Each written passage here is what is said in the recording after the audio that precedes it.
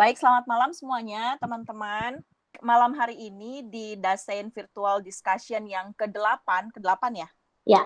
Kita akan membahas Ricoeur di buku Seni Memahami bab 7 tentang Ricoeur, memahami sebagai merenungkan. Iya, saya akan memandu kita diskusi, tapi sebelumnya saya ingin mengajak kita untuk tidak hanya melihat Ricoeur dari buku Seni Memahami. Ada beberapa sumber yang satu sumber lain selain buku Seni Memahami yang akan saya bagikan kepada teman-teman semuanya. Jadi ada dua sumber. Pertama, buku Seni Memahami. Yang kedua, buku hermeneutik Paul Ricoeur dan tugas emansipasi, dalam hal ini kemiskinan, ketidakadilan, dan radikalisme di Indonesia. Mungkin ada beberapa yang tahu tentang buku ini. Ini ada muridnya Pak Pendeta John Simon juga, ada Dennis ya. Ini bukunya Pendeta John Simon, dulu S3 di Duta Wacana juga, sekarang dosen di STT INTI Makassar, dan ini bukunya hasil dari disertasi beliau. Nah, saya melihat beberapa hal yang lebih kaya dari buku Seni Memahami di buku hermeneutik Paul Ricoeur dan tugas emansipasi. Kita akan membahas tokoh yang cukup berat. Paul Ricoeur adalah seorang yang lahir di kota Valence di selatan Lyons. Beliau lahir 27 Februari 1913 dan sudah tidak ada ya, sudah meninggal. Tapi saya tidak tahu kapan meninggalnya, di buku ini tidak terlalu tercatat.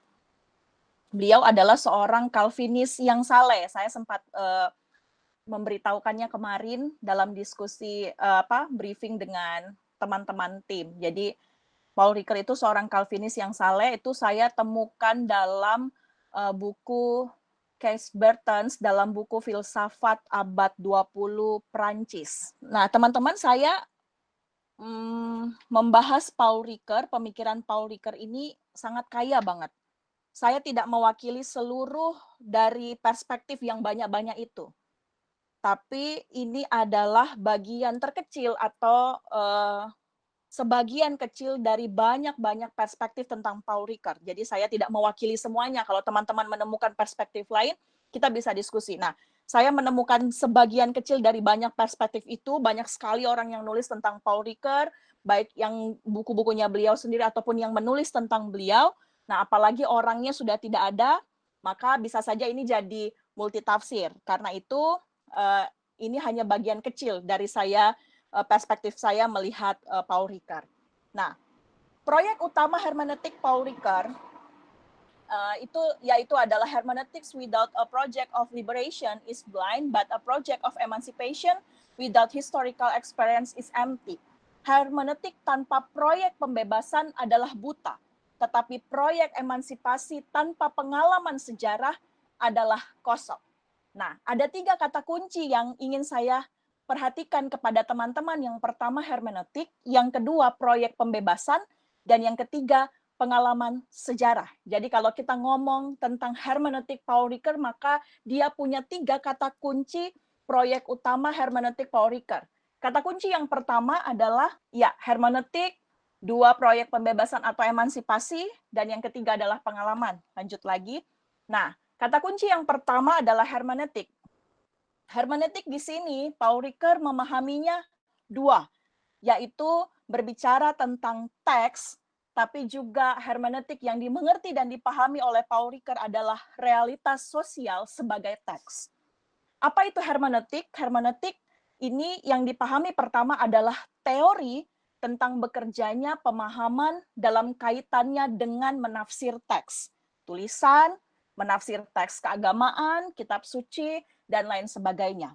Pengertian hermeneutik yang kedua, selanjutnya, Paul Ricoeur memahami tentang realitas sosial, hermeneutik sebagai metodologi interpretasi yang berkaitan dengan masalah yang muncul ketika berhadapan dengan tindakan manusia yang berarti dan produk dari tindakan tersebut. Kata kunci yang kedua, yaitu proyek pembebasan atau emansipasi. Paul Ricoeur mengatakan we can and must emancipate ourselves from the importance of the symptom of being conscious. yang mengatakan kita harus mengemansipasi diri sendiri dari tanda-tanda penyakit yang ada dalam kesadaran manusia. Apa itu penyakit kesadaran atau simptom? Dalam buku Seni Memahami juga itu dibahas. Nah, kita lihat penyakit kesadaran simptom itu adalah ada 5 penyakit kesadaran pada sekolah Descartes atau School of Descartes, yaitu pemikiran-pemikiran yang non-emansipatoris. Yang pertama adalah Kartesianisme atau yang disebut dengan cogito, subjek, aku yang tertutup, aku yang tidak terbuka, dan Kartesianisme ini adalah pemahaman dari René Descartes. Lalu yang kedua, positivisme, yaitu pengetahuan yang netral dari panggilan etis. Dalam hermeneutik, menafsir rasanya tidak boleh netral. Paul Ricoeur mengatakan menafsir atau hermeneutik itu juga punya kepentingan. Tapi kepentingan pada apa? Kepentingan pada kerajaan Allah. Nah, positivisme ini dilandasi oleh pemikiran Auguste Comte. Yang ketiga adalah penyakit kesadaran, yang ketiga adalah fenomenologi, yaitu menolak mediasi, anti yang lain.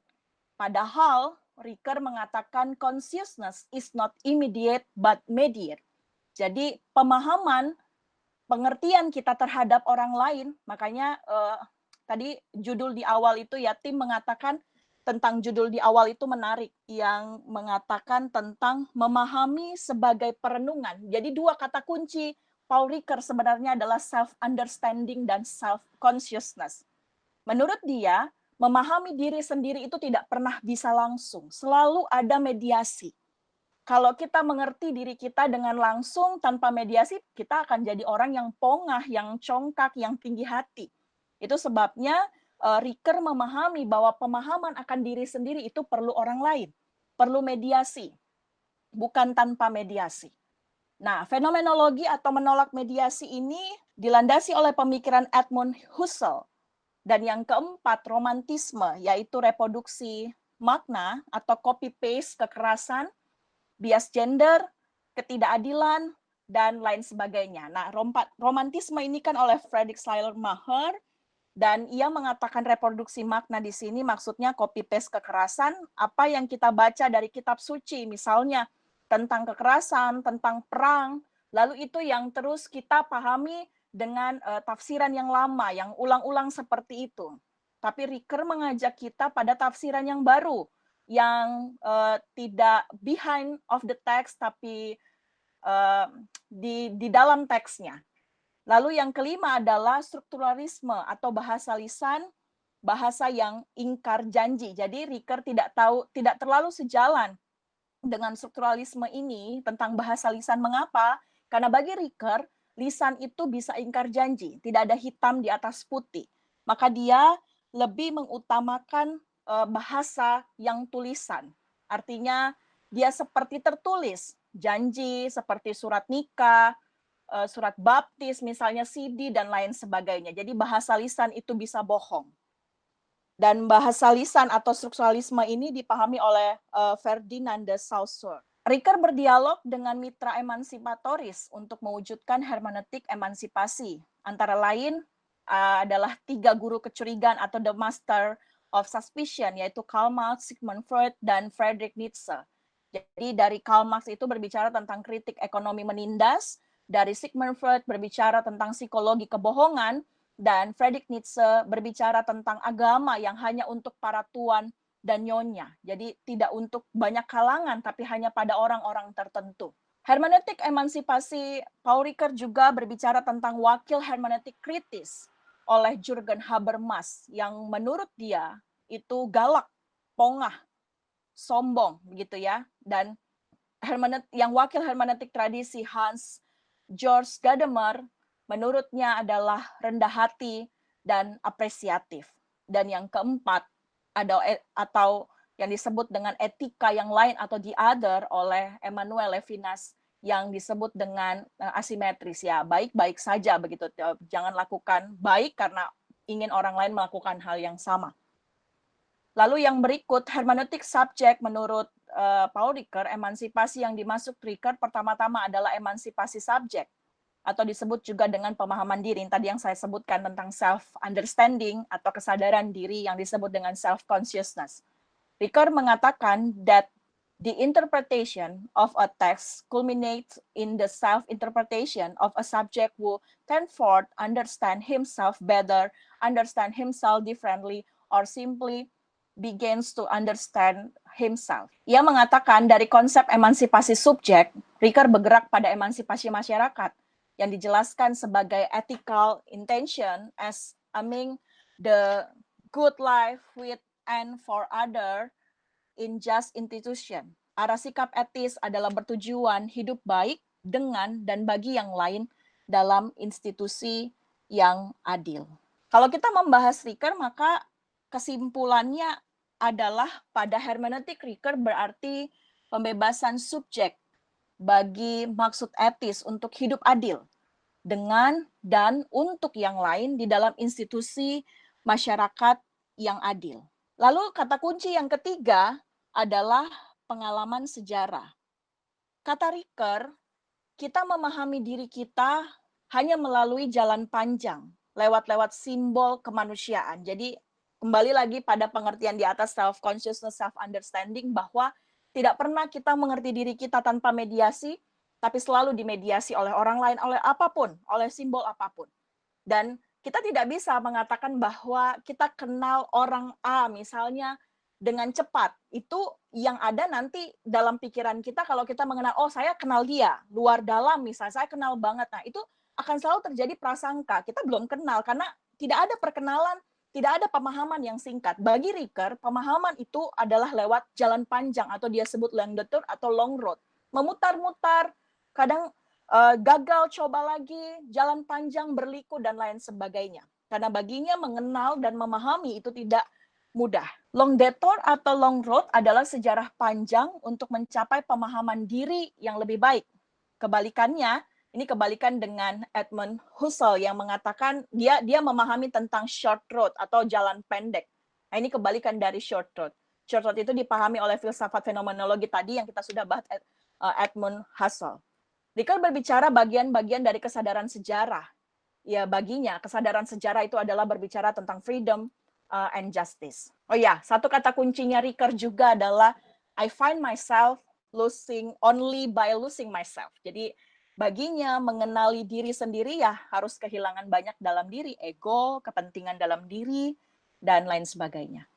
Hermeneutik Ricoeur adalah perluasan atas interpretasi teks kepada interpretasi realitas sosial sebagai teks dengan bertolak dari kesadaran sejarah keprihatinan. Ini juga kata yang sering muncul ya tentang sejarah keprihatinan, konteks hari ini. Makanya dia menyebutkan hermeneutik itu tidak hanya teks, tapi realitas sosial sebagai sejarah keprihatinan. Yang berikut adalah mengambil inspirasi dari kisah-kisah Alkitab yang penuh dengan narasi orang-orang yang kalah. Maka sejarah bagi Ricoeur itu tidak pernah netral. Dan hermeneutik itu selalu punya kepentingan. Justru kalau netral itu perlu dipertanyakan. Sehingga emansipasi yang diusung ditambatkan pada keprihatinan konteks. Jadi ketika kita menafsir, ketika kita melakukan hermeneutik, maka ketika kita membaca teks-teks itu ya memang kita harus punya kepentingan. Tapi pertanyaannya adalah kepentingan apa? Ya kepentingan kerajaan Allah. Salah satu kesadaran sejarah tentang keprihatinan itu adalah konteks kemiskinan. Saya mengambil satu contoh dari sebenarnya ada banyak 5 konteks permasalahan di Indonesia atau di konteks Asia. Teman-teman di UKDW pasti tahu sekali tentang ini, tapi saya mau mengambil satu misalnya konteks kemiskinan. Salah satu kesadaran sejarah tentang keprihatinan adalah konteks kemiskinan dan merupakan kesadaran sejarah jalan panjang atau long detour, mediasi untuk kembali ke diri guna mencapai gambaran diri yang berbeda, lebih baik, lebih adil. Metode tafsir Ricoeur itu adalah reader response. Paul Ricoeur mengatakan meaning of a text list not behind the text but in front of the behind. Jadi dia bukan behind the text tapi front of the text. Dari sini kita akan melihat tentang hermeneutik Alkitab postmodern menurut Paul Ricoeur. Yang pertama orientasinya ke masa depan, ini yang disebut dengan tafsir imajinatif. Lalu yang kedua, produksi menambah makna dari teks. Yang ketiga, lebih dari satu makna atau surplus of meaning. Jadi tidak pernah pemahaman itu hanya satu makna. Saya bisa lihat pemahaman yang lain pada satu teks, teman-teman juga bisa lihat pemahaman yang lain pada teks yang sama. Yang keempat adalah bersifat moral etis, yaitu self-understanding. Dan yang kelima, hermeneutik menurut Paul Ricoeur dalam pembacaan Alkitab berfokus pada pembaca di masa kini dan konteks hidup. Misalnya ini, eksegese dan hermeneutik. Jadi Paul Ricoeur membedakan keduanya, tapi sebenarnya eksegese dan esegese itu hampir nggak terlalu jauh beda ya, tapi Paul Ricoeur berbicara tentang dua hal, eksegese dan hermeneutik. Menafsir atau eksegese menempatkan teks dalam konteks masa lalu, sedangkan hermeneutik atau membaca dengan tafsiran hermeneutik adalah menempatkan teks, sedangkan hermeneutik adalah menempatkan teks dalam konteks masa lalu. Ya, jadi kita perlu melihat keduanya, bahwa Ricoeur menafsir dengan eksegese dan hermeneutik, menempatkan teks pada masa lalu dan menempatkan teks pada masa kini. Itu maksudnya ya. Ini bukan masa lalu tapi pada masa kini. Nah, contohnya apa? Reader respon itu misalnya gini. Kalau kita lihat Ulangan 20 itu bicara tentang hukum perang. Perang suci, perang agama, syahid, martir. Nah, lalu kita kaitkan itu dalam konflik Ambon misalnya. Tuhan berperang, Tuhan membunuh, itu kan pada Ulangan 20 ya, tentang kejahatan. Nah, tafsir reproduksi itu adalah mengcopy paste apa yang ada pada teks Alkitab itu. Kekerasannya diulang di konteks, tempat, dan waktunya saja yang berbeda. Nah, sedangkan ketika Ricoeur mengajak kita pada tafsiran hermeneutik pembaca masa kini, maka kita menginjeksi teks kekerasan itu apa? Dengan kepentingan kerajaan Allah, nilai-nilai HAM, dan nilai-nilai budaya. Lalu tafsir reader respon yang tadi disebutkan adalah produktif imajinatif, adalah berarti di dalamnya harus merangkul, anti kekerasan, mencintai perbedaan, dan merayakan hidup. Misalnya seperti itu. Dua sayap dan dua tugas hermeneutik. Ada dua sayap hermeneutik sekaligus dua tugas. Hermeneutik hasil dari Ricoeur berdialog atau mendialogkan perdebatannya dengan Habermas dan Gadamer. Hasilnya adalah tentang dua hal, kita bahas ya minggu lalu, sempat saya masuk dalam diskusi tentang distancing dan pendakuan. Jadi penjarakan dan pendakuan itu yang disebut menjadi bagian. Jadi kita perlu melakukan penjarakan. Misalnya gini, saya orang Ambon, saya menjadi bagian dari komunitas orang Ambon. Kalau karena saya menjadi bagian di dalamnya, maka saya adalah orang yang sedikit sulit atau agak sulit menilai atau bersikap kritis terhadap orang Ambon. Karena saya menjadi bagian di dalamnya. Itu sebabnya saya perlu berjarak. Saya perlu berjarak dalam artian saya bisa melakukan kritik. Kalau salah ya dikritik begitu. Bukan berarti karena saya menjadi bagian di dalamnya, maka saya tidak bisa melakukan kritik itu. Jadi kalau saya orang Ambon atau teman-teman orang apa, pada budaya itu kita sadari bahwa kita sulit untuk apa? Untuk memberikan kritik. Jadi kita menjadi bagian atau appropriation itu, lalu kita kesulitan melakukan kritik. Nah, kritik itu tidak bisa dilihat oleh kita, tapi oleh orang lain yang mungkin bukan orang Ambon. Jadi bisa melakukan kritik. Nah, itu yang disebut dengan penjarakan tadi. Sama kayak kita baca Alkitab terlalu dekat ya kita nggak bisa baca. Maka kita perlu jarak untuk membaca, menilai, menafsir, dan lain sebagainya. Tugas hermeneutik adalah di satu sisi berfungsi kritik, dikritis, dan di sisi lain berfungsi afirmasi. Tetapi menurut Ricoeur, hermeneutik itu pertama-tama adalah tugas kritis. Sekali lagi berarti tidak bisa netral. Semuanya punya kepentingan dan kita wajib memberikan kritik pada teks. Nah, penutupnya. Jadi kalau kita berbicara tentang berteologi kontekstual, kita berbicara tentang Ricoeur tadi di atas, maka ada dua sayap berteologi kontekstual ya yang dekat ada di seputaran kita. Karena saya di UKDW ya, saya mengingat Pak Gerrit Singgi yang mengatakan bahwa hermeneutik itu juga berarti konfrontatif dan konfirmatif. Hal ini yang diperlukan, dikedepankan adalah sikap konfirmatif dulu, baru konfrontatif. Jadi konfirmatif itu ya kita bertanya dulu, kita harus kritis dulu, baru kita menerimanya. Nah, lalu sama dengan Pak Banawiratma, dia menggunakan dua istilah kritis dan apresiatif, dan keduanya harus sejalan secara dialektis. Terakhir, pertanyaan diskusi. Mau sampai di situ dulu, ditanggapin dulu deh. Ya, aku jadi tertarik. Tadi kan Kak Ella bilang bahwa Riker melihat hermeneutik adalah bukan sebuah yang netral ya, begitu ya, bahwa harus ada keberpihakan. Nah, itu aku sedikit bertanya sih, kenapa dia berpikir kayak gitu? Ataukah konteks latar belakang sejarah kehidupannya mempengaruhi atau bagaimana Kak Ella? Kalau yang dari buku yang aku baca ini kan cukup tragis kan hidupnya dia. Waktu dia lahir, ibunya meninggal, terus papanya meninggal Perang Dunia, terus kakaknya meninggal TBC atau apa gitu. Jadi apakah itu bisa dikatakan membentuk tafsirannya dia gitu, bahwa hermeneutik harus berpihak pada sesuatu gitu. Gimana menurut Kak Ella? Thank you.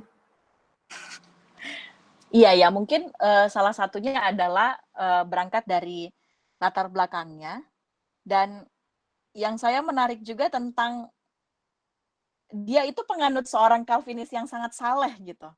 Nah, apakah saya juga menduga, apakah karena dia seorang Calvinis, itu kata Kens Burton ya dalam bukunya Sejarah Filsafat Abad 20 yang seri Prancis, karena ada seri Jermannya. Bisa saja pengaruh Calvin, mungkin.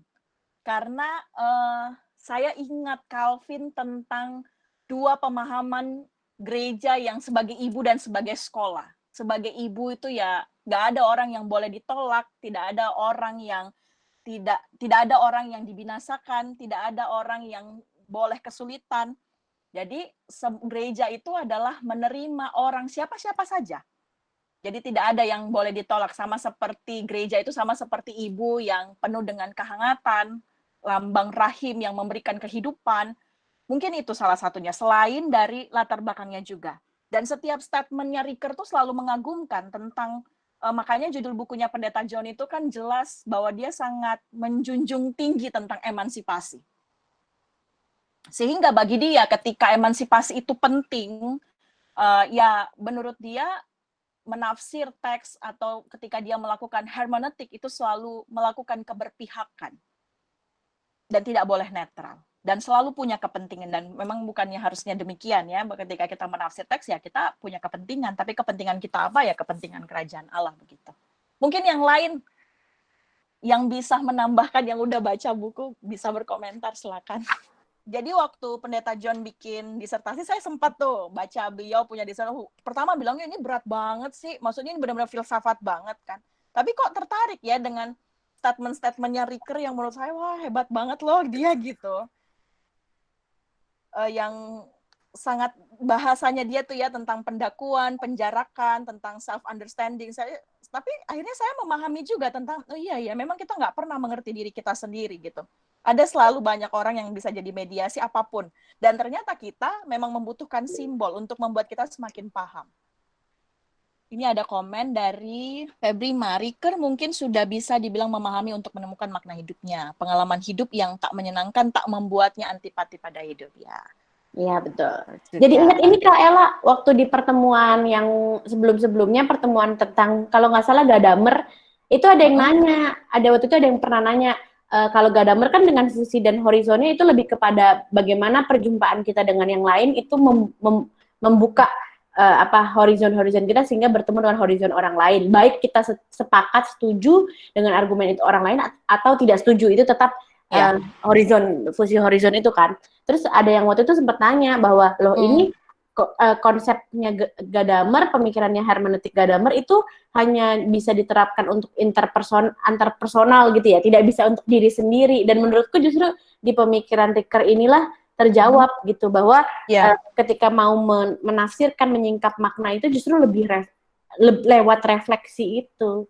Ya itu jadi titik masuk hermeneutik Riker itu yang merenung dulu. Jadi bagi dia meditasi itu penting. Hidup yang tidak direfleksikan adalah hidup yang tak layak dihidupi. Kira-kira dia mau mengatakan demikian. Jadi baginya refleksi itu penting. Ada yang mau komen, Dennis. Ya, silakan. Ngomong aja. Ya, buka aja ya. Iya. Halo Kak Kastel, selamat malam dan Halo semuanya. Denis. Saya bingung mau tanya apa karena sudah jelas sebenarnya. Jangan tanya, menanggapi saja. Iya, menariknya yang saya dapatkan Kak, ini sebelum saya sebelum saya yang hasil bacaan saya selama 1 minggu, kan Kak Kastel kan dekat dan Pak Jon ya. Saya Iya, biasa lihat, rekan pendeta GPIB sama-sama. ya biasa juga duit sama menulis ya, saya bisa Oh lihat iya, iya betul. malam ini saya agak senang sekali. Kenapa senang? Karena saya mengetahui dengan jelas ternyata gini loh memang Pak Jon Simon pembawaannya. Jadi ini, tapi jangan dilapor ya Kak, nanti saya dimail di kampus. Ini direkam loh, Denis. Iya bener loh, ini direkam. Biar nggak apa-apa. Jadi yang itu Nggak apa-apa. hampir mungkin 95% Kak, Pak Jon itu di mata kayak mahasiswa setim itu sosok yang rendah hati, bijak, dan orang yang mau kerja aja, nggak perlu ada masalah gitu. Dan ketika saya menghubungkan dengan pemikiran Paul Ricoeur, saya memang kan saya makin merenungkan ya, saya membaca sebenarnya apa yang Ricoeur fokuskan hermeneutiknya. Kalau Pak Budi katakan tentang teks-teks sakral dan simbol-simbol dalam mitos. Simbol itu bukan berarti salib, bukan Bunda Maria ya, tapi bagi saya sebenarnya simbol itu nilai-nilai dalam mitos gitu. Nah, Pak Budi dalam bukunya dia jelaskan, dan menariknya dari Paul Ricoeur, setelah kita mengerti nilai-nilai simbol dalam mitos itu, kita tidak hanya sekedar mengetahui, tapi kita refleksikan dalam hidup kita. Jadi ada suatu dialektika antara apa yang saya paham dan apa yang saya lakukan. Itu saya senang sekali dari Paul Ricoeur, dan ketika saya menghubungkan dengan Pak Jon ya, memang dia ya karena dia paham dan dia lakukan apa kekurangan itu. Dan yang berikutnya saya tertarik dengan yang itu ya lingkaran hermeneutiknya apa Iya, lingkaran itu. Iya, dari Paul Ricoeur yang di Pak Budi jelaskan, memahami dan percaya itu satu kesatuan yang tidak terpisahkan.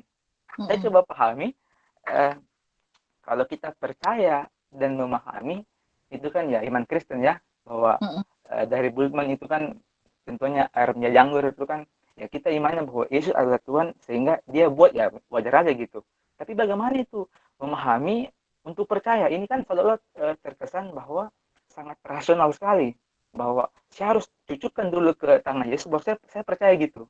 Nah ternyata bagi Ricoeur dia mau menjawab perspektif orang-orang modern yang mungkin pakai rasio gitu ya, tetapi setelah kau pahami dan tahu dan percaya, tidak hanya kamu tahu tapi kamu lakukan, dan itu bersifat refleksi filosofis. Dan saya sedangin bahwa saya tahu sekali dosen saya gitu ya Kak, bahwa memang dia gitu, maksudnya itu menariknya karena dan saya juga dipercaya malam ini dari Castella jelas sekali, dan saya nanti menonton berkali-kali di YouTube. Ternyata memang setelah dari Schleiermacher tentang teks itu sebagai teks suci, Dilthey itu teksnya adalah apa sosial kemasyarakatan, Heidegger tentang diri, tapi Paul Ricoeur meneruskan itu, kita tidak hanya mengetahui tapi kita lakukan dalam kehidupan kita. Jadi ada suatu tindakan yang konkret yang tidak hanya kita ketahui tapi mungkin kita berbagi juga.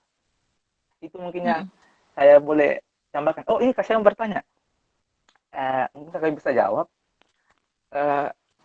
ada sesuatu yang Paul Ricoeur sempat sempat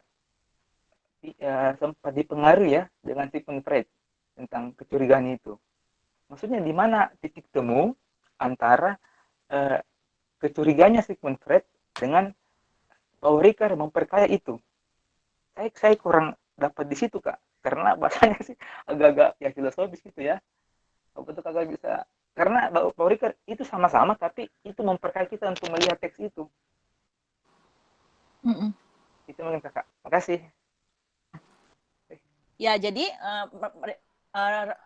Sigmund Freud, Nietzsche dan Karl Marx itu memang menjadi teman dialog dia atau mitra dialog emansipatoris. Jadi betul tadi mengingat pertanyaan Fania tadi tuh ya. Jadi dia dipengaruhi oleh banyak orang. Salah satunya dengan 3 guru kecurigaan itu. Tapi saya memang belum paham di mana titik temunya dengan Sigmund Freud. Iya kan ya tadi pertanyaannya tentang psikologi kebohongan berarti. Iya, Kak. Mungkin yang lain bisa bantu jawab. Aku coba jawab aja. Mungkin yang dimaksud kecurigaan itu karena Iya. Sigmund Freud itu Hmm. seseorang yang dengan penyakit mental gitu, itu selalu dicurigai bahwa pasti ada sesuatu ada sesuatu di alam bawah sadarnya harus digali gitu. Jadi maka dikatakan bahwa itu sebuah kecurigaan karena selalu memang selalu jadi curigai gitu bahwa ini pasti ada sesuatu yang harus digali. Misalnya kayak kita berperilaku atau orang itu ya, orang dengan gangguan mental itu berperilaku semacam ini. Pasti ada pengalaman-pengalaman masa kecilnya yang kemudian berada di alam bawah sadarnya dia gitu. Berada di alam bawah sadarnya dia yang kemudian ya karena berada di alam bawah sadar sehingga dia tidak menyadari itu, tetapi kemudian muncul dalam perilaku begitu. Ya, mungkin itu yang bisa saya bantu ya Kak.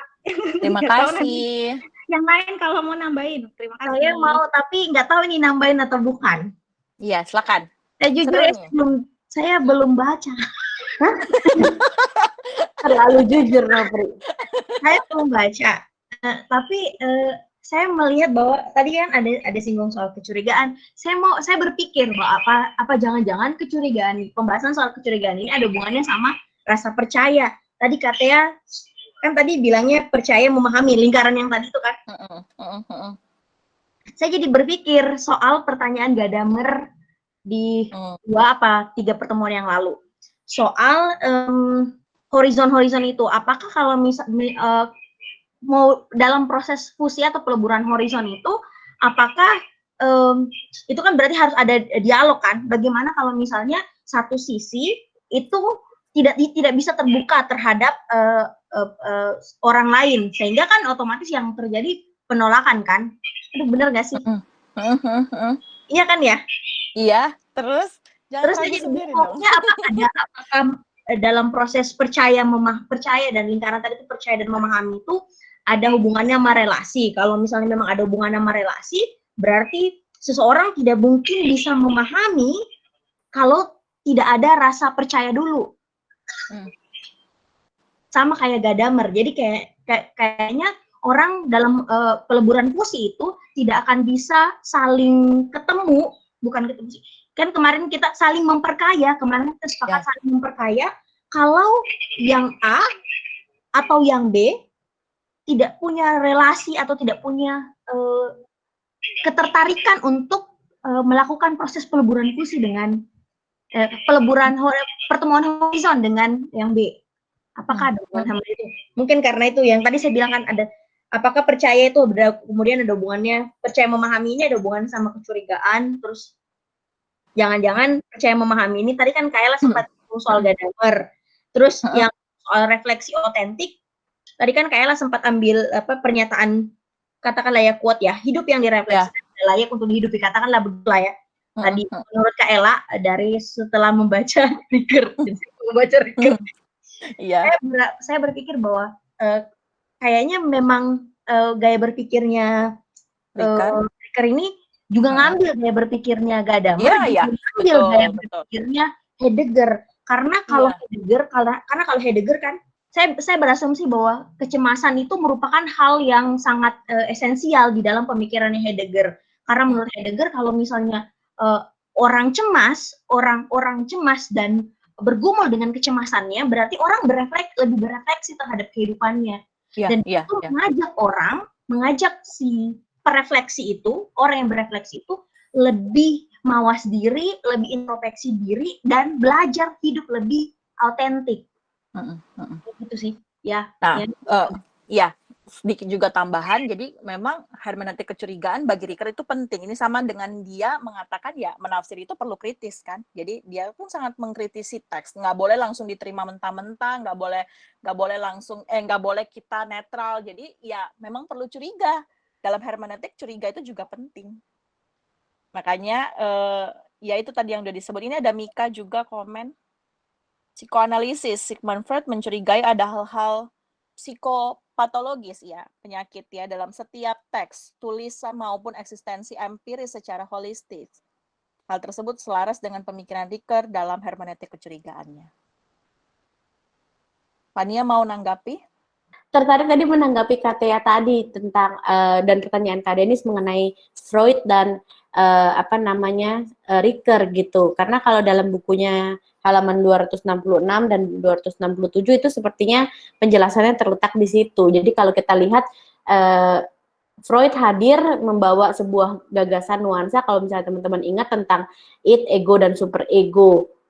Ya, kalau aku nggak salah begitu. Dan menurut Freud mencoba untuk melihat bahwa dalam tadi yang menjelaskan ulang yang tadi Kak Tia jelaskan bahwa manusia itu punya level sadar, punya level prasadar dan tidak sadar. Dan terkadang teks itu dibaca dengan rasa percayanya itu jadi semacam penipuan gitu, semacam sifatnya tuh licik. Bila suatu teks merupakan, kata Pak Budi Hardiman, bila teks merupakan ungkapan penipuan diri yang licik, sikap produktif atas teks itu bukan percaya, tapi jadi curiga gitu. Jadi kalau kita mau produktif terhadap sebuah teks itu bukan sekedar percaya bulat-bulat, tapi curiga. Karena kalau menurutku ini menjadi menarik kalau kita ngelihat dari psikoanalisis, bahwa kalau misalkan mungkin teman-teman nonton film yang Joker, yang sangat dark banget itu kan dalam dunia mungkin dia menganggap dirinya itu adalah satu-satunya orang yang waras, yang lainnya gila semua gitu.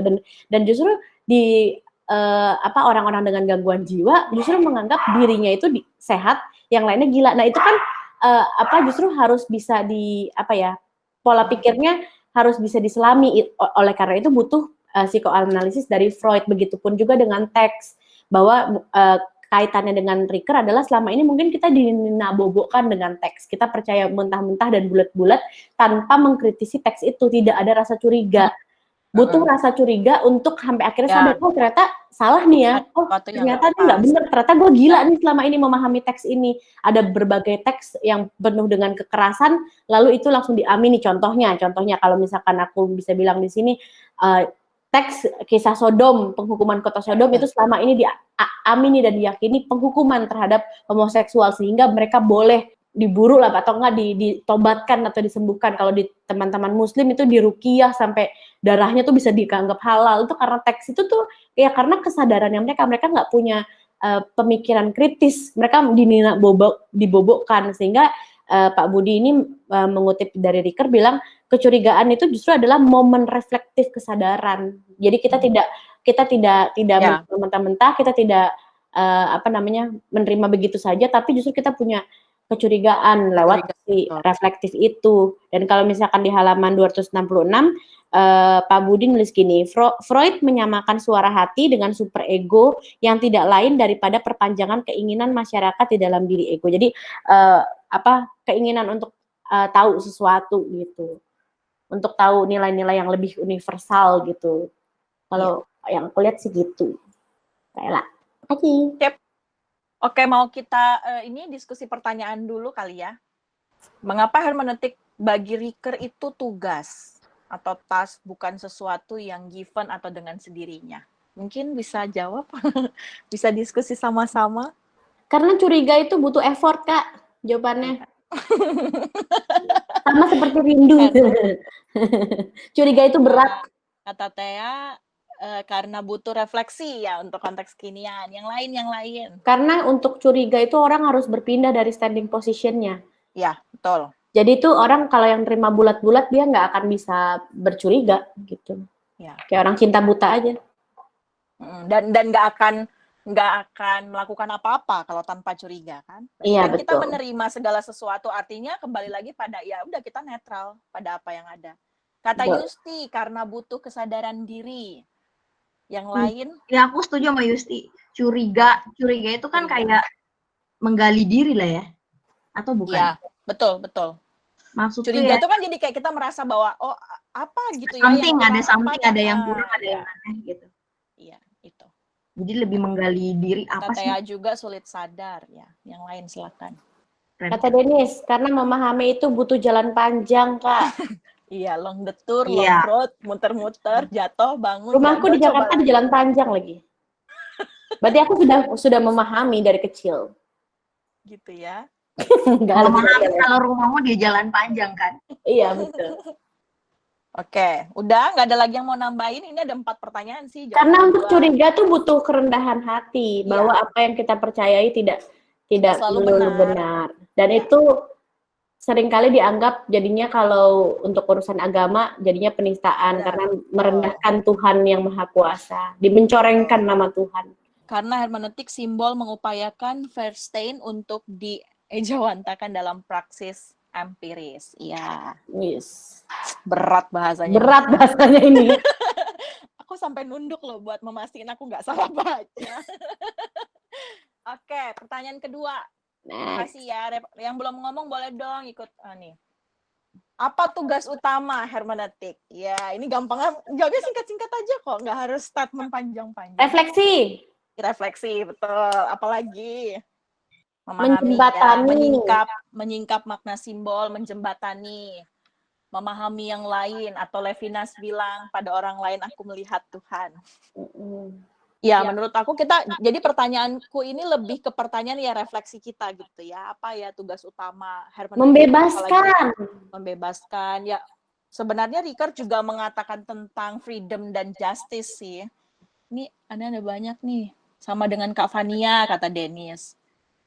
Terus, untuk curiga, kata Marta. Justi pertalian antara memahami dan menjelaskan. Pertanyaan nomor 3. Ini kita mengapa hermeneutik?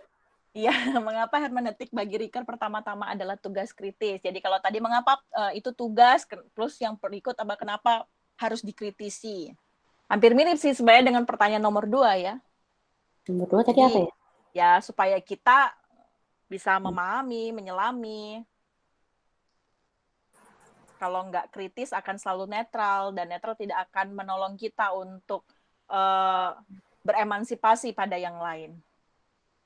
Menurut Ricard, hermeneutik itu untuk merenungkan, kata Alfiani. Terima kasih. Aku lagi kayak bacain komen di IG gitu ya, terus aku bacain menemukan makna depan. Oh, ini udah. Pertanyaan yang keempat. Tapi kayaknya aku jadi ingin bertanya. Ya. Kalau Ricard bilang keberpihakan, emang yang netral itu ada? Karena kalau menurutku dalam dunia itu nggak ada yang netral. Ketika kita netral itu kita sebenarnya berpihak dengan yang tidak pro. Iya, dia lebih ke bisa aja masih ada, soalnya ada teologi jalan tengah. Teologi jalan tengah itu apakah itu juga menjadi refleksi dan pertanyaanku sebenarnya. Teologi jalan tengah itu apakah selalu netral ya? Mungkin dijelaskan dulu biar teman-teman yang lain tahu Kak teologi jalan tengah. Teologi jalan tengah tuh ya A bisa, ya B bisa gitu, daripada memilih tidak oposisi hitam putih gitu. Tapi ambil tengah-tengah. Nah, apakah itu berarti netral dimungkinkan? Maksudnya jalan tengah itu berarti netral? Itu aku juga masih terus bertanya sih. Tapi kalau Fania tanya netral tuh apakah ada netral? Rasanya ada juga. Oke, ada lagi yang lain? Halo, Kak Ella? Iya. Yusti, ya Yus. Silakan. Aku mau coba yang nomor 3, tapi kayaknya bukan menjawab sih, hanya dari penjelasannya Kak Ella juga tadi bahwa Ricard itu mengatakan hermeneutik Ricard itu juga reader respon. Terus kalau di sini pertama-tama adalah tugas kritis kalau hermeneutiknya Ricard. Jadi ingat waktu saya sama Fania melakukan penelitian dengan menggunakan reader respon, waktu itu teks yang dipakai itu adalah Yosua 8. Yosua 8 itu pemusnahan kota Ai. Terus kita pergi ke beberapa gereja dan sebelumnya kita udah patok, gereja ini kan Calvinis, pasti dia akan jawab seperti ini gitu. Gereja ini karismatik, pasti jawabannya akan warnanya segini gitu. Dan ternyata tidak demikian. Ternyata karena reader respon itu adalah benar-benar respon dari pembacanya, dan pembaca itu konteks di depan teks. Jadi bunyi yang keluar itu malah yang tidak kita duga. Misalnya ada yang bilang kayak gini, dan ini kritis banget. kenapa juga di teks itu Allah memerintahkan mereka untuk menghabisi orang-orang Ai. Kenapa Tuhan nggak bilang kalau ketemu kota Ai belok lewat samping? Kenapa harus ngelewatin kota itu dan membunuh orang-orang di situ? Terus ada juga yang bilang bahwa bisa jadi itu hanya politiknya Yosua. Sebenarnya Tuhan nggak ngomong kayak gitu, tapi dia aja yang berpolitik di situ supaya sekalian aja semua kota di situ dimusnahkan dan Israel kelihatan memiliki power yang besar gitu. Bisa jadi Allah sebenarnya nggak berkenan dan sebagainya. Nah, mungkin itu ya yang diharapkan oleh Ricker terkait dengan kehidupan, karena kalau misalnya tidak kritis kita hanya nerima aja, ya sudah, ibuku mati, anakku bunuh diri, ya sudah begitu-begitu aja gitu. Tapi ketika kita melihatnya lebih jauh dengan kecurigaan, dengan penerimaan yang lain, dengan membandingkan kejadian yang akan datang dengan kejadian yang sebelumnya dan kejadian pada saat ini, itu bisa mendapatkan makna hidup yang lebih dalam lagi. Karena kupikir Ricker tidak hanya berbicara tentang teks, karena dia berbicara mengenai subjek itu sendiri. Itu aja sih Kayla mungkin. Iya. Aku mau nambahin, boleh gak? Boleh. Karena penelitiannya bareng Yusti, terus jadi keingetan. Oke, silakan. Kalau aku jadinya bertanya-tanya, jangan-jangan ini kan berkaitan dengan tugas kritis seseorang untuk menaruh curiga gitu. Tapi dalam tradisi gereja, khususnya dengan denominasi itu membuat orang menjadi terkotak-kotakan pandangannya gitu, dan dininabobokan dengan dogma-dogma yang ada.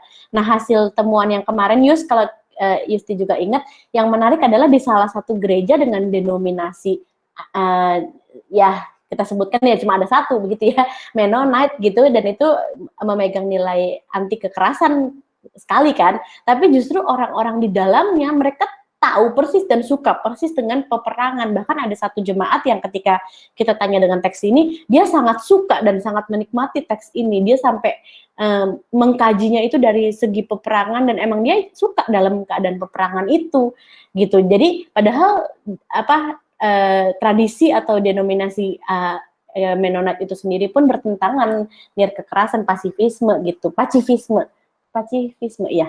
Jadi kalau menurutku apakah, jadi aku lebih pada mengkritik sih, apakah denominasi gereja sekarang yang sangat rigid itu menjadi relevan, karena setiap pemahaman orang terkait dengan agama, teks-teks kitab suci ternyata juga mengandung pengalaman-pengalaman dan ketertarikan pribadi gitu, concern-concern pribadi yang kadang tidak diakomodir oleh denominasinya itu, dogma-dogma yang terdapat di denominasi. Dan terkadang dogma itu justru mengekang orang dan meninabobokan orang untuk berpikir kritis. Orang susah banget untuk menembus itu, karena lagi-lagi balik di dalam institusi keagamaan itu sangat hierarkis, bahwa yang pendetanya yang ngomong apa ya kita harus mengiyakan. Tapi ketika reader response itu membuka jalan, menjadi sebuah wadah cara agar orang tuh bisa menyingkapkan teks dengan refleksi terhadap teks itu secara personal gitu. Dan teks itu justru digaungkannya sangat banyak, beda-beda banget. Bukan cuma berbeda denominasi, berbeda pemahaman, tapi berbeda individu dengan berbeda pengalaman, itu berbeda penghayatan teksnya. Kayak gitu sih. Thank you, Kayla. Jadi penelitiannya pakai reader response ya? Penelitiannya pakai reader response kemarin. Kami peneliti di empat denominasi gereja. Di Mennonite, Gereja Katolik, GKJ, dan Karismatik, Pentakosta Karismatik. Gitu. Dan yang kita anggap bahwa di Gereja Pentakosta Karismatik mereka sangat mengagungkan kemenangan ilahi, dan ini adalah sebuah penyertaan Tuhan yang luar biasa. Itu kan narasi-narasinya kan, dengan teologi sukses dan segala macam. Tapi ternyata enggak seperti itu, berbeda banget. Jadi kita tidak bisa lagi mengklasifikasikan orang atau jemaat itu berdasarkan denominasinya, karena ketika mereka membaca Alkitab, mereka sebenarnya sudah punya kesadaran reflektif itu dalam memahami teks. Terima kasih Yusti jadi mengingatkan, aku jadi merecall. Iya, justru yang karismatik itu loh tadi yang bilang kenapa nggak belok, kenapa harus bunuh-bunuh orang Ai. Kita harus mencurigai Yosua, bla bla gitu. Jadi udah beda Dan dengan kebalikan kan dengan yang Mennonite sangat suka, bahkan sampai ada yang satu bilang, iya aku tuh suka, suami kamu tuh Mennonite loh, iya aku kan jadi Mennonite karena aku nikah sama kamu orang Mennonite, jadi akhirnya aku Mennonite-kan diri. Padahal sebenarnya dia nggak suka dengan itu, dia lebih suka dengan yang kekerasan. Kristen tuh kekerasan gitu, harus menang, harus wow gitu, harus super power kayak gitu. Ya jadinya malah menarik. Nah, ini ada Dennis, ada Febri. Boleh Dennis dulu ya, habis itu Febri mau nambahin nomor 3. Dennis dulu, silakan. Iya Kak, ini bagi saya Kak ya, karena Ricard itu kan selalu membawa hermeneutik itu, interpretasi itu kepada refleksi hidup. Mungkin saja kenapa kita harus kritis, karena mungkin banyak orang yang tahu tentang arti hidup mungkin, tetapi dia nggak melakukan gitu. Nah, Ricard mau mengajak lebih daripada itu. Tidak hanya kita tahu, tidak hanya kita mengerti, tapi juga kita lakukan. Saya ingat dengan perkataannya Yesus, ketika dan murid-murid kalau nggak salah ya, ya mungkin tuayan banyak tapi pekerja sedikit mungkin gitu. Ya, sehingga lebih daripada itu, karena kita kan mengenal diri kan jalan panjang ya, ya mungkin seperti itu Kak. Jadi harus lebih daripada itu. Kenapa kritis? Karena harus lebih daripada itu, melakukan itu. Terima kasih Dennis. Lanjut lagi Febri Karima ya, ini Karima bukan sih? Iya, Ella. Oh ya ampun. Halo. Halo, iya benar. How are you? Ini lama banget ya. Iya, aku mau nambahin yang nomor 3. Mungkin itu sejalan sama pemikirannya Richter juga yang dia kan nggak suka bahasa lisan kan, dan dia itu mengutamakan dengan yang tertulis itu, makanya penting banget buat kita kritis, kita berhermeneutik dengan tulisan-tulisan itu supaya kita bisa menemukan makna. Soalnya kita nggak bisa nemuin makna yang lisan itu kan itu bisa sebuah kebohongan, bisa cuman opini apa dan segala macam gitu. Mungkin itu salah satunya juga. Itu. Iya. Terima kasih Karima. Silakan Mika. Iya, akhirnya saya bicara juga. Terima kasih Kak Stella untuk pencerahannya, materi yang sangat baik disampaikan pada kami semua mengenai kritik hermeneutik kritisnya si Ricoeur. Ya, saya melihatnya kan si Ricoeur dia tidak berhenti pada narasi teks saja. Nah, narasi teks yang dimaksud di sini adalah penelaahan lebih lanjut mengenai historisitas, baik secara gramatikal maupun ruang lingkup yang ada di dalam teks itu. Nah, itu kan kita sudah pernah bahas di Schleiermacher, condongnya ke historisitasnya. Tapi Ricoeur tidak berhenti di situ, dia menariknya juga kepada refleksi dalam kehidupan praksis si pembaca. Nah, itu yang perlu digarisbawahi terlebih dahulu. Nah, mengapa disebut kritis? Karena menurut penangkapan saya, dari sebuah teks, itu tuh mengandung suatu ideologi. Nah, mengapa harus dikritisi? Karena ideologi itu tidak serta-merta tertuang dalam suatu narasi simbol teks. Nah, kalau misalnya narasi simbol teks itu menyatakan A, dan bahasa yang kita pahami adalah A, ya bisa jadi itu tidak selaras dengan apa yang ingin disampaikan oleh si penulis teks terhadap orang yang memahami atau yang membaca teksnya. Nah, itulah mengapa ada upaya kritis untuk memahami suatu teks dalam kaitannya siapa ini tokoh Ricoeur untuk menariknya ke dalam refleksi pada saat ini. Nah, saya ingat juga mengenai ini pembahasannya Pak Budi Hardiman dan kaitannya juga dengan Calvinis yang sangat erat sekali dengan Ricoeur, karena ini yang sempat dia bahas mengenai noda dan juga mengenai dosa lalu kesalahan. Nah, kalau misalnya noda kita sudah tahu lah ya, dan dosa ini sangat kental sekali dalam kekristenan, terutama dalam Calvinisme. Terus, by the way, berarti nanti Mika bisa jawab pertanyaan nomor 4 sekalian, karena 4 menyangkut itu Calvinis. Oke, silakan. Nggak apa-apa, lanjut. Iya. Nah, lalu ada juga mengenai apa tadi? noda, dosa, lalu kesalahan. Nah, Ya. pemahaman mengenai Calvinisme itu kan sangat erat juga dengan doktrin. Iya, Doktrin itu betul. ada ruang lingkupnya sendiri, dan ruang lingkup itu dibentuk oleh suatu komunitas. Nah, untuk melihat apakah benar-benar itu bisa diterapkan dalam konteks sekarang ini, perlu ada kekritisan dari si pembaca. Pembaca atas konsep-konsep yang dinarasikan oleh sidang jemaat lah atau bapak-bapak gereja yang dirumuskan pada saat itu. Nah, kalau misalnya dikatakan dosa pada saat itu, belum tentu bisa dikatakan dosa pada saat ini, karena konteks itu secara tidak langsung mengalami perubahan dan itu dinamis. Nah, oleh karena itu ada keselarasan dan perlu ada kekritisan dari teks yang dibaca dengan konteks yang dilakukan oleh si pembaca teks tersebut. Itu saja sih yang bisa saya sampaikan. Terima kasih Kak Stella. Sama-sama, Mika. Iya.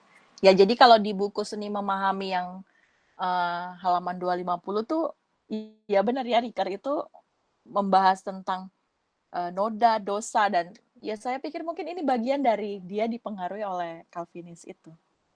Kak Ella, ini pertanyaan terakhir ya? Ya, betul. Terakhir. Oke. Sip. Pertanyaan terakhir yang sulit juga ya. Tambahan Tambahan lagi lagi, bisa, silakan.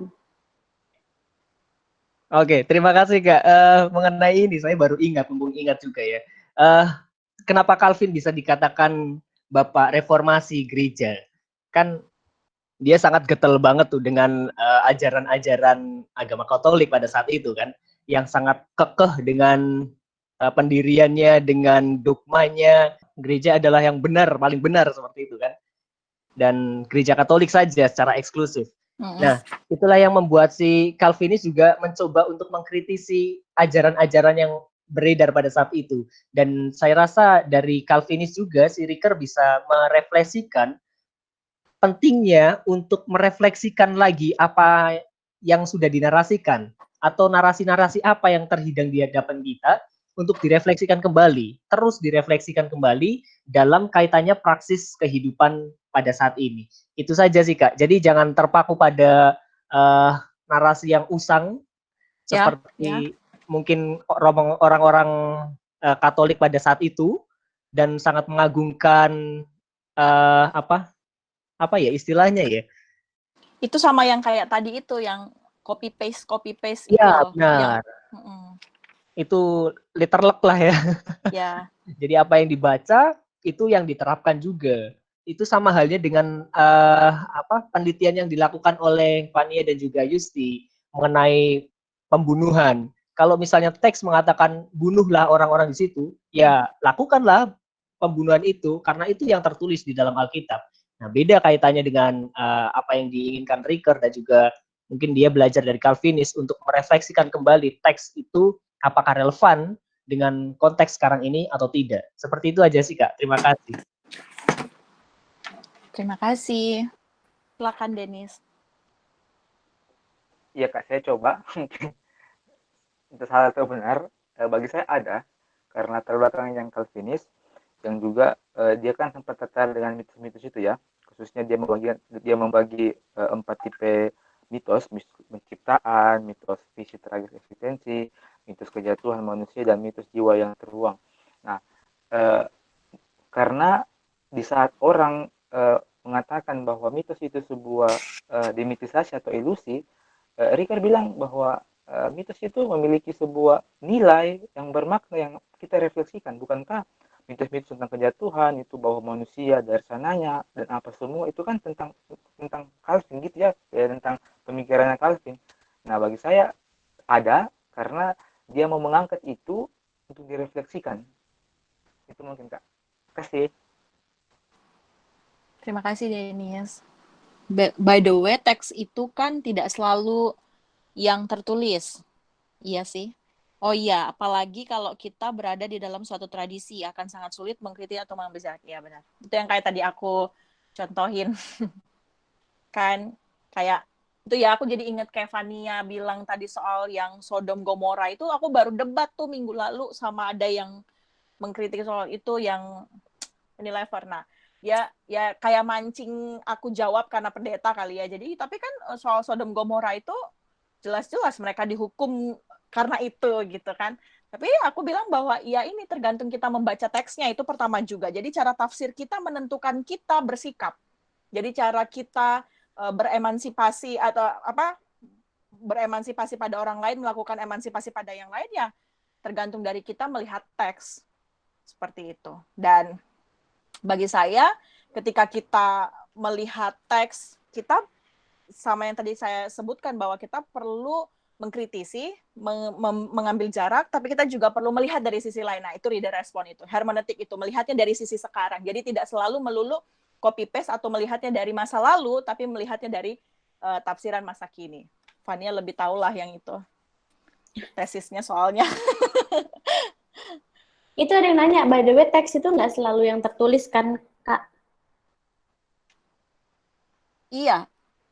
Iya, karena kalau dilihat dari bukunya Pak Budi Hardiman, pas pembagian Riker ini yang berwarna-warni, yang punya buku aslinya, itu area aplikasinya itu bisa diinterpretasi mitos, kitab suci, kritik ideologi, ilmu-ilmu sosial kritis. Jadi nggak cuma berbicara teks adalah tulisan yang dibukukan atau yang dibaca, tapi teks itu adalah semuanya. Termasuk tradisi dan budaya. Betul. Mitos, cerita, narasi.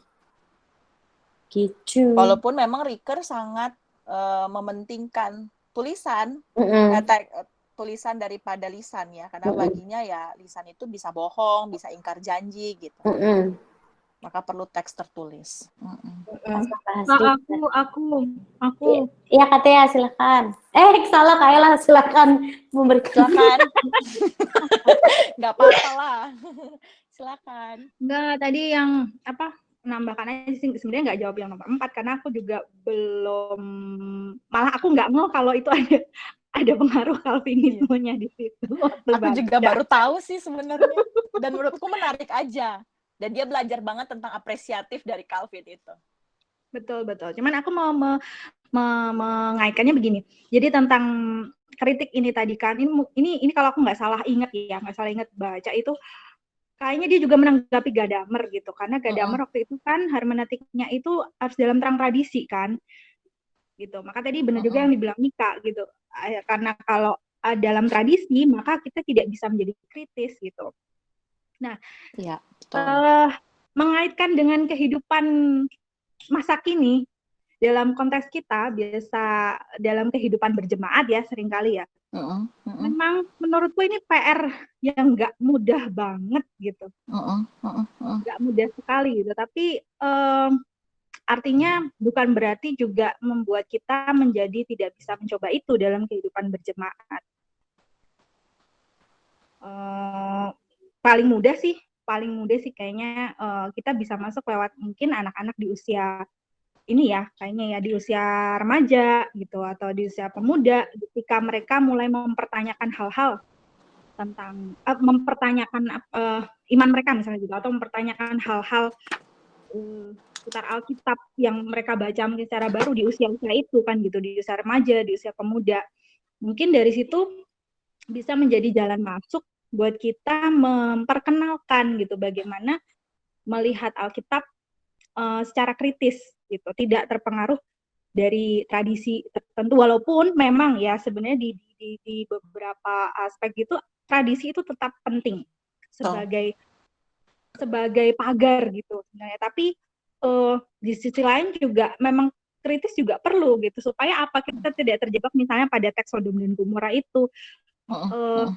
Tidak terjebak menjadi pemikirannya tidak menjadi kritis, atau kalau menurutku kayak kurang dolan gitu ya, maksudnya kurang main atau pergaulannya, pemahamannya menjadi kurang luas begitu. Seperti itu aja Kak namanya. Kasih. Yang lain ada lagi? Kurang piknik kata Karima. Kurang piknik, iya. Ini ada yang jawab nih, Alfiani. Menurut Riker. Menjawab untuk Mika Bastian. Manut Riker, refleks itu upaya mengambil jarak. Jadi meski di dalam tradisi selalu bisa mengambil jarak kalau kita reflektif. Oh iya.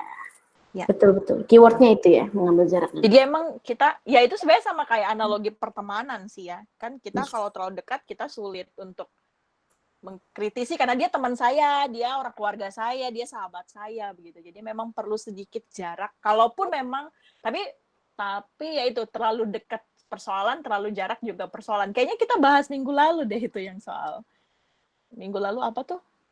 Habermas. Habermas, iya. Tak terasa waktu sudah 1,5 jam. Saya cukup kembali ke tim kah? Ke Fania dan teman-teman. Oke, terima kasih buat Kak Ella dan teman-teman.